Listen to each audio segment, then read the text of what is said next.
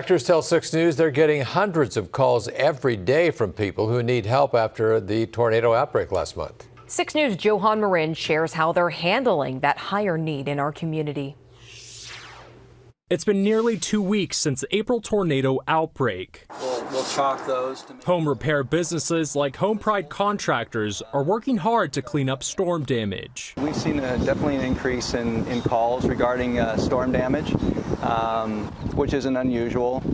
We've seen we've seen multiple systems come through in the last few weeks that have caused hail damage and wind damage and tornadic damage. Today, Brett Menke inspected a homeowner's roof that was damaged by hail in La Vista. He and his team have done work in Bennington and Elkhorn, in addition to their regular workload. We have our current customers that we're working with that may or may not be related to this recent storm damage.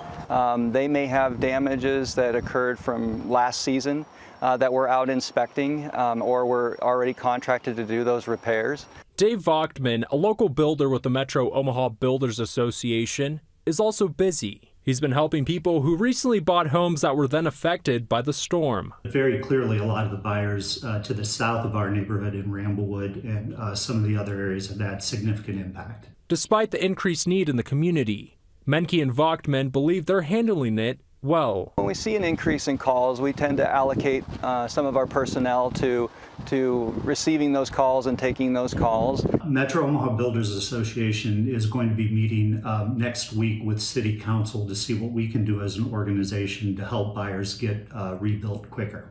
While they aren't expecting any delays with their current customers, as they help storm victims rebuild, they're still asking the community to be patient. And if you're in need of storm repairs, you can find more information on our website at WOWT.com.